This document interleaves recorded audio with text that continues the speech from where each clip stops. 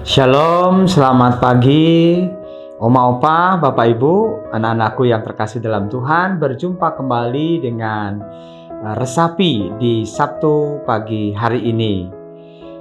Berkaitan dengan tema kita, seperti yang saya sampaikan di minggu yang lalu, bahwa kita masih berbicara soal triwawasan GKP. Yang lalu kita berbicara soal wawasan ke-GKP-an.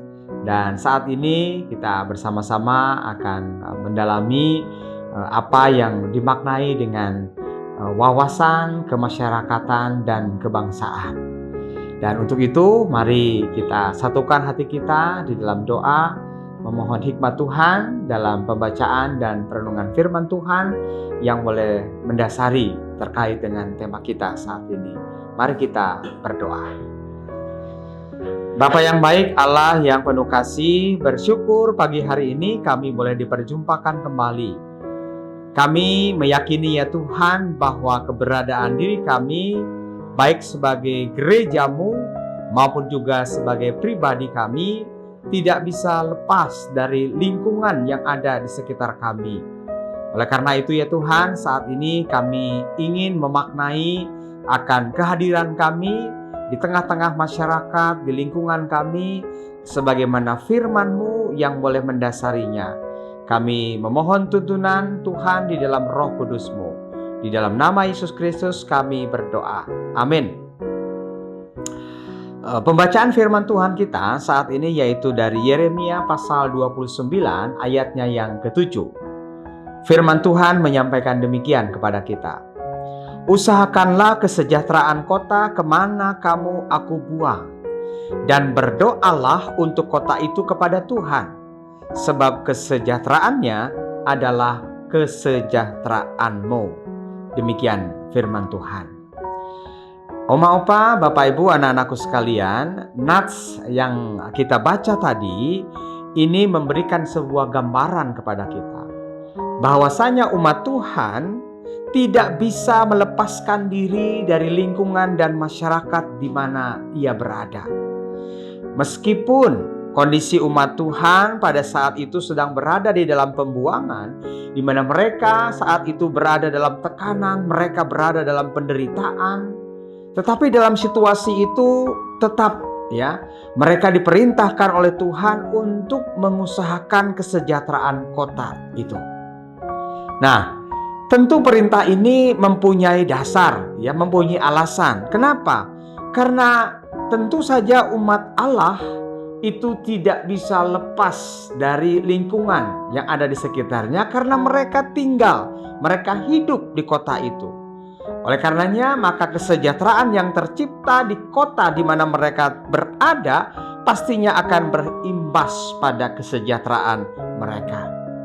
Nah, firman Tuhan ini juga mengingatkan kita sebagai orang-orang Kristen yang ada di Indonesia. Khususnya kita memahami dan memaknai bahwa kita warga GKP pun juga berada di lingkungan dan masyarakat. Dan kita tidak bisa menutup mata. Kita tidak bisa kemudian menutup diri kita untuk kemudian kita membatasi diri kita untuk tidak bergaul, untuk tidak peduli dengan lingkungan dan masyarakat yang ada di sekitar kita. Firman Tuhan tadi mengingatkan bukan hanya umat Allah yang berada dalam pembuangan yang diperintahkan oleh Allah supaya mereka juga memberikan kontribusi di mana mereka tinggal pada saat itu, tetapi juga perintah ini juga sangat relevan dalam konteks kehidupan kita pada saat ini, di mana kita juga sebagai orang-orang Kristen harus memikirkan kesejahteraan kota ataupun juga di negeri di mana kita tinggal. Nah, inilah juga yang dimaknai oleh GKP. GKP itu ada di Jawa bagian barat. GKP ada lingkupnya itu ada 6 klasis. Nah, kita tahu bahwa setiap klasis terdiri dari jemaat-jemaat. Nah, bagaimana di dalam memaknai triwawasan, yaitu kemasyarakatan dan kebangsaan ini, mengajak sebagaimana kita, warga GKP, juga harus memiliki kepekaan, kemauan, kepedulian terhadap lingkungan di mana kita tinggal, dimanapun adanya. Mau di Klasis Cirebon, di Klasis Priangan, di Klasis Bogor, di Klasis Jakarta, atau di Klasis Purwakarta, atau di Klasis Bekasi. Di mana kita hadir di sana, maka kita pun juga harus berkontribusi, harus mengambil bagian dalam memberikan peran serta kita di tengah-tengah masyarakat. Nah, Bapak Ibu dan saudara-saudara yang terkasih dalam Tuhan, di Karawang khususnya ya, ada umat Kristen yang kemudian tergabung dalam persekutuan doa suara kasih. Nah, mereka memiliki komitmen bahwa kehadiran mereka bukan hanya untuk diri mereka ataupun umat Kristen, tetapi persekutuan doa suara kasih ini juga memiliki keterpanggilan di mana mereka juga punya aksi, punya kegiatan-kegiatan yang turut serta memberikan andil dalam kehidupan masyarakat khususnya yang ada di Karawang ini.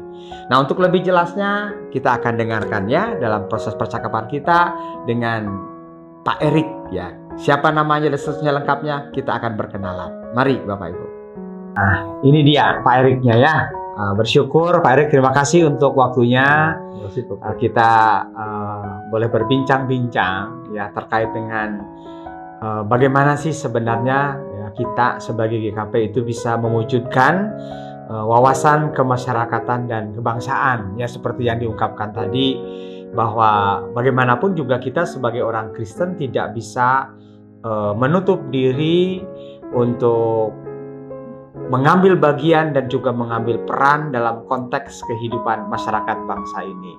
Nah, pengalaman Pak Erik sendiri ini bagaimana gitu ya, khususnya kan Pak Erik membangun kehidupan persekutuan rumah doa rumah kasih ya gitu ya, dengan segala kegiatan-kegiatan yang dilakukannya seperti apa. Silakan Pak Erik bisa bercerita pengalamannya. Ya, puji Tuhan ya, Pak Pendeta. Saya memang termasuk lama di sini. Sejak remaja saya udah di sini. Ya, di lokasi ini tepatnya di Kampung Pancasila. Memang perkembangan wilayah kami ini luar biasa. Ketika awalnya mungkin kami ini hanya komplek TNI. Ya. Nah, tapi bergerak di tahun 2000-an itu udah mulai industri di sini. Nah, perkembangannya luar biasa. Bagaimana di perkembangan suku, ras, agama itu berkembang banyak di sini. Banyak pendatang juga datang sini, kalangan urban banyak datang sini. Sehingga kami warga di sini banyak menerima tamu juga, pendatang-pendatang yang tentunya kita menjadi bersosialisasi Pak Pendeta ya. Nah, kita punya teman banyak ya. Bahkan peningkatan-peningkatan itu juga dibarengi sama peningkatan-peningkatan secara sosial dan ekonomi Pak Pendeta. Nah, bagaimana anak-anak kami juga bertumbuh di sini, menyikapi katakan ngimbangin kondisi industri di sini. Nah, demikian juga dalam pertumbuhan iman Pak Pendeta ya. Banyak juga saudara-saudara kita yang datang ke sini ya, bergabung bersama kami sehingga kami bentuklah komunitas suara kasih ya. Di mana di sana kita berbagi rasa, selain juga bertumbuh dalam iman, kita juga bertumbuh dalam hal-hal kegiatan-kegiatan yang positif lain Pak ya. Di bidang olahraga, ya, di bidang budaya, termasuk di bidang ekonomi, ya. Nah, beberapa perusahaan yang hadir di sini juga ternyata memberikan kontribusi yang baik, bisa bekerja sama sama kami. Maka dari itu kami melengkapi anak-anak kita yang tergabung dalam suara kasih ini, bagaimana kita bisa bersosialisasi tadi, bagaimana kita bisa menjadi terang, bagaimana kita bisa juga menjadi bagian daripada kehidupan bermasyarakat di sini, Pak. Ya. Pak Erik, saya tertarik nih ya bahwa persekutuan doa suara kasih ini juga ya memiliki visi dan juga misi, bukan hanya bersosialisasi ataupun juga berkomunikasi, tetapi secara konkret gitu ya. Ada kegiatan-kegiatan yang dilakukan di mana suara kasih ini memberikan kontribusi gitu ya, tadi baik itu dalam hal ekonomi gitu ya, kegiatan olahraga dan sosial yang dilakukan kan seperti itu ya. Nah, terkait dengan hal itu apa sih yang mendasari Pak Erik gitu ya dan juga suara kasih ini sehingga punya komitmen untuk bahwa suara kasih ini juga harus memberi arti bagi lingkungan masyarakat khususnya yang ada di Teluk Jambe ini ya dan Karawang umumnya gitu ya. Kira-kira apa sih yang menjadi dasarnya gitu Pak Erik? Ya firman Tuhan tadi Pak, ya bahwa kami terpanggil karena kita hidup tidak sendiri. Ya. Bahwa kita hidup berdampingan dengan orang lain. Kita hidup juga berdampingan sama orang-orang yang berbeda sama kita bahkan Pak. Maka dari itu banyak kegiatan-kegiatan aplikasi yang kita buat Pak. Bagaimana bisa mempererat hubungan-hubungan kami. Ya semisal kalau hari Jumat ya, kita bantu misalnya ada Jumat Barokah kalau mereka, jadi kita bantu air ya, makanan selepas mereka ibadah Jumatan. Demikian juga dalam kegiatan-kegiatan di sini, kita buat juga kegiatan-kegiatan olahraga bersama. Misalnya kita mau masuk Ramadan ini, biasanya kita buat Ramadan Cup, walaupun masih di lingkup sendiri. Nah harapan kami, kita bisa berbaur Pak, kita bisa bertumbuh seperti yang tadi, agar kita bisa menjadi terang. Karena seperti yang tadi disampaikan, kita nggak bisa hidup sendiri, tapi kita harus hidup bersama yang lain. Dan itu firman Tuhan kita yang Bapak sampaikan tadi menguatkan kami, untuk kami senantiasa termotivasi untuk membangun kebersamaan di lingkup semua denominasi Pak ya. Baik, ya, terima kasih Pak Erik, Bapak Ibu, Oma Opa, anak-anakku sekalian. Kita sudah mendengar kesaksian dari Pak Erik ya, yang menggerakkan gitu ya suara kasih terkait dengan apa yang disampaikan oleh firman Tuhan kita tadi, bahwa apa yang dilakukan ini adalah merupakan sebagai panggilan ya, keyakinan sebagai orang yang percaya kepada Tuhan, bahwa kita sebagai orang-orang Kristen juga adalah bagian dari lingkungan masyarakat yang ada di sekitar kita. Dan ketika kita memang ada yang bisa kita perbuat, ada yang bisa kita lakukan, kenapa tidak gitu ya.